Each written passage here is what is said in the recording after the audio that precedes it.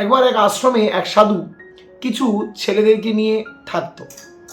সে সারাদিন যা ভিক্ষা করে যা পেত সেগুলো দিয়েই ছেলেদেরকে খাওয়াতো, আবার ছেলেদেরকে ভালো ভালো শিক্ষাদানও করতো।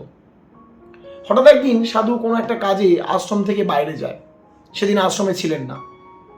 এমন সময় এক অজানা লোক সেই আশ্রমে আসে এবং আশ্রমে ছেলেদেরকে একটা গরু দিয়ে যায়, বেশ বড়, যে তোমরা এই গরু থেকে যে দুধ পাবে কিছুটা বিক্রি করো এবং কিছুটা খেও।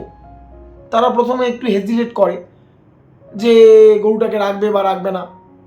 তারপর মনে মনে ভাবলো যে না, গরুটাকে রেখেই দেওয়া যায়, তার কারণ গরু থাকলে আমাদেরই তো উপকার, বলে তারা রেখে দিল এবং লোকটি সেখান থেকে চলে গেল।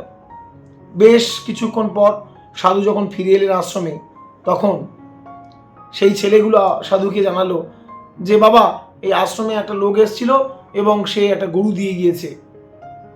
তখন সাধু হাসলেন এবং বললেন, বাহ, বেশ ভালো রে, ভালোই তো, এবার তাহলে দুধ খাওয়া যাবে, প্রয়োজনে বেশি যদি দুধ হয় তাহলে বিক্রি করাও যাবে, বেশ ভালো। বেশ কিছুদিন চলতে লাগলো। সেই গরু থেকে প্রচুর দুধ উৎপন্ন হচ্ছিল, দুধ পাচ্ছিল তারা, সে দুধ তারা খাচ্ছিল, আবার বিক্রিও করছিল এবং সেই বিক্রির অর্থে নিজেদের অন্যান্য প্রয়োজনীয় জিনিসপত্রও কিনছিল। ঠিক এইরকম হঠাৎ একদিন, সেদিনও সাধু আশ্রমে ছিলেন না, সেই লোকটি আবার ফিরে এলেন। এসে কি করলেন, বললেন আমার গরু আমি আর রাখতে চাই না, আমি ফিরিয়ে নেব, বলে তিনি তার গরুটা ফিরিয়ে নিয়ে চলে গেলেন। ছেলেগুলোর খুব মন খারাপ হয়ে গেল, যে গরুটা ছিল বেশ ভালোই ছিল, কি সুন্দর দুধ পাচ্ছিলাম বা দুধ বিক্রি করে টাকাও পাচ্ছিলাম।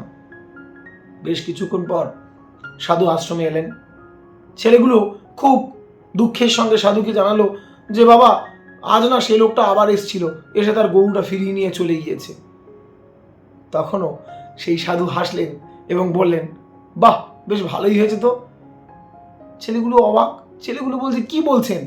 বলে, হ্যাঁ, ভালোই হলো তো, দেখ তোদেরকে কিন্তু আর গোবর পরিষ্কার করতে হবে না, ভালোই হয়েছে, নিয়ে চলে গিয়েছে। গল্পটা ছোট, কিন্তু আমাদের কি শেখায় বলুন তো? আমরাও ঠিক এই গল্পের মতো যদি প্রত্যেকটা খারাপের মধ্যেও ভালোকে খুঁজতে পাই, আমাদের জীবনে আমাদের সাথে যে সমস্ত খারাপ ঘটনা ঘটছে তার মধ্যেও যদি ভালোকে কিছু খোঁজার চেষ্টা করি, তাহলে আমরা দুঃখ কম পাব। এই জন্যই আমি বারে বারে বলি যে নিজের সাথে ঘটা বিভিন্ন ঘটনাকে ভালো করে পর্যবেক্ষণ করুন, দেখুন তার মধ্যেও নিশ্চয়ই কিছু না কিছু আশার কিরণ আমরা পাবো, ভালো কিছু পাবো, এবং সেটাকে নিয়ে থাকার চেষ্টা করুন। সবসময় নিজে মোটিভেট থাকুন, অপরকে মোটিভেট রাখুন। দেখা হবে পরের এক ছোট গল্পে। ভালো থাকবেন।